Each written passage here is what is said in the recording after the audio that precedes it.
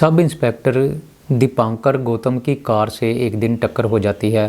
Car पीछे से आती है और दीपांकर को बड़ी ज़ोर से टक्कर मारती है।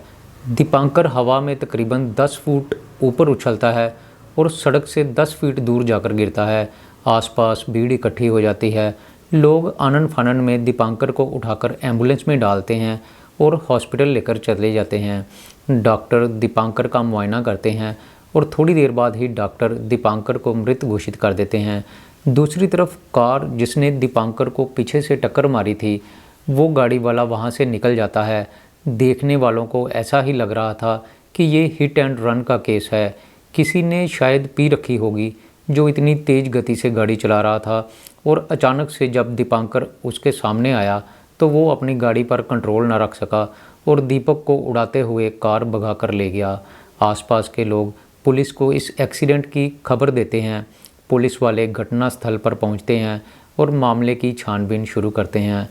पुलिस को शुरू में तो लग रहा था कि ये कोई साधारण सा हिट एंड रन का केस होगा, लेकिन जैसे जैसे पुलिस की जांच आगे बढ़ती है तो एक बहुत ही हैरानीजनक कहानी निकलकर सामने आती है। दरअसल सब इंस्पेक्टर दीपांकर गौतम की बाइक को पीछे से टक्कर योजनाबद्ध तरीके से मारी गई थी। कार चलाने वाले कांस्टेबल पल्लवी सोलंकी और उसका प्रेमी करण ठाकुर था। जब पुलिस वाले आसपास के एरिया के सीसीटीवी कैमरा खंगालते हैं तो उनको कार का नंबर मिलता है। कार के नंबर से जब पुलिस वाले कार तक पहुंचते हैं तो उन्हें पता चलता है कि घटना वाले दिन कार कांस्टेबल पल्लवी का प्रेमी करण चला रहा था। उन दोनों को 2 दिन की रिमांड पर लिया जाता है। कार पर खून के दाग लगे हुए थे। पुलिस जब उनसे पूछताछ करती है तो जो हत्या की वजह निकलकर सामने आती है वो सबको हैरानी में डाल देती है। दरअसल ये मामला लव ट्रायंगल का था। पल्लवी और करण आपस में प्रेम करते थे।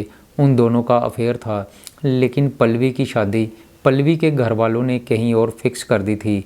पल्लवी एक दिन अपने घर वालों के साथ मंदिर में शादी का पहला कार्ड और डब्बा लेकर जा रही थी।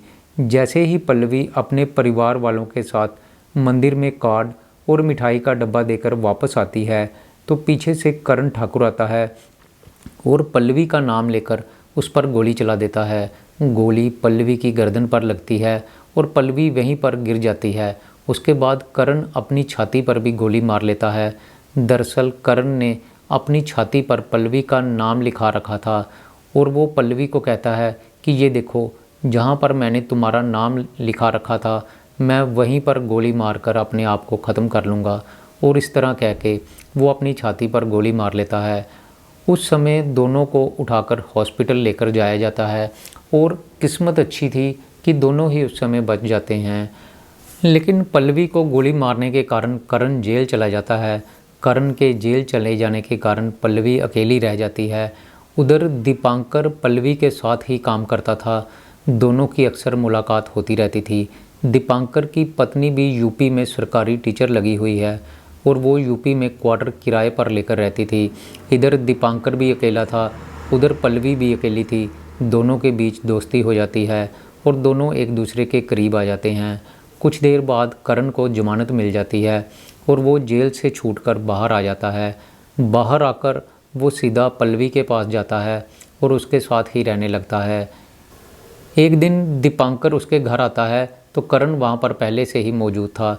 दीपांकर पल्लवी को पूछता है कि ये कौन है, तो करण कहता है कि मैं पल्लवी का पति हूँ। और इस तरह से दोनों के बीच बहसबाजी शुरू हो जाती है। पल्लवी दोनों को रोकने की कोशिश करती है, लेकिन करण का गुस्सा 7वें आसमान पर पहुँच जाता है। उसने दीपांकर के सामने ही पल्लवी को बुरी तरह से पीट दिया। झगड़ा काफ़ी बढ़ चुका था। पल्लवी के चीखने चिल्लाने की आवाज़ें आ रही थी। दीपांकर ने उस जगह से जाना ही बेहतर समझा और वो झगड़े को ख़त्म करने के लिए वहाँ से निकल जाता है। लेकिन करण की आंखों में अब दीपांकर चुभ रहा था। उसको पता चल चुका था कि पल्लवी ने उसके जेल जाने के बाद दीपांकर के साथ नाजायज़ रिश्ते रखे थे। करण गुस्से में था और वो हर हालत में दीपांकर से बदला लेना चाहता था। सब इंस्पेक्टर दीपांकर गौतम का मर्डर पूरी प्लानिंग के साथ किया गया था। पल्लवी और करण राजगढ़ के पचौर में प्लानिंग बनाते हैं। करण पल्लवी को अपने पुराने प्यार की दुहाई देता है और कहता है कि याद करो मैंने किस तरह से तुम्हारे लिए अपने सीने पर गोली चलाई थी। पल्लवी उसकी बातों में आ जाती है। करण कहता है कि हम दोनों जल्द ही शादी कर लेंगे। पल्लवी इसके लिए भी तैयार हो जाती है, लेकिन करण पल्लवी को कहता है कि जब तक दीपांकर जिंदा रहेगा मैं चैन की सांस नहीं ले सकूंगा, इसलिए पहले हमें उसको मारना होगा और उसके बाद ही हम दोनों शादी करेंगे। दोनों दीपांकर को रास्ते से हटाने की योजना बनाने लगते हैं। करण पल्लवी को दीपांकर को फ़ोन करके बुलाने के लिए कहता है। पल्लवी दीपांकर को फ़ोन कॉल करती है और उसको ब्यावर आने के लिए कहती है, लेकिन दीपांकर ब्यावर आने के लिए तैयार नहीं था। दरअसल दीपांकर ने पल्लवी के घर में जो झगड़ा देखा था वो डर गया था। वो किसी तरह के पचड़े में नहीं पड़ना चाहता था, इसलिए वो पल्लवी को मना कर देता है। पल्लवी 3-4 बार दोबारा से उसको फ़ोन करती है। दीपांकर आना नहीं चाहता था, लेकिन पल्लवी के बार बार कहने पर दीपांकर ब्यावर आने के लिए तैयार हो जाता है। पल्लवी और करण पेट्रोल पंप के पास गाड़ी लगाकर दीपांकर का इंतज़ार करने लगते हैं। थोड़ी देर बाद ही दीपांकर बाइक से पेट्रोल पंप के पास आता है। पल्लवी और करण गाड़ी में बैठे हुए थे, जबकि दीपांकर गाड़ी के दरवाजे के पास खड़ा था। ये लोग आपस में थोड़ी देर बातचीत करने लगते हैं, लेकिन उसके बाद बहसबाजी शुरू हो जाती है। करण गुस्से से लाल हो जाता है और गाड़ी से नीचे उतरकर दीपांकर को गालियां देने लगता है। दीपांकर करण को कहता है कि मैं अभी पुलिस स्टेशन जाकर तुम्हारे खिलाफ रिपोर्ट लिखाता हूँ, और ऐसा कहकर वो बाइक स्टार्ट करके वहाँ से थाने की तरफ निकल जाता है। लेकिन दीपांकर को अंदेशा हो चुका था कि करण और पल्लवी कुछ सोच कर आए हैं, इसलिए वो अपने दोस्त को फ़ोन करता है और कहता है कि पल्लवी और करण मुझे जान से मारना चाहते हैं, तुम यहाँ पर जल्दी से आ जाओ, नहीं तो ये लोग मुझे मार डालेंगे। उधर दूसरी तरफ दीपांकर करण को थाने में उसके खिलाफ रिपोर्ट दर्ज करवाने की धमकी देकर आया था। अब करण को डर सताने लगता है कि अगर सच में दीपांकर ने उसके खिलाफ रिपोर्ट दर्ज करवा दी तो पुलिस उसको उठा ले जाएगी, और वो हर हालत में दीपांकर को पुलिस स्टेशन जाने से रोकना चाहता था। करण गाड़ी दीपांकर के पीछे लगा देता है।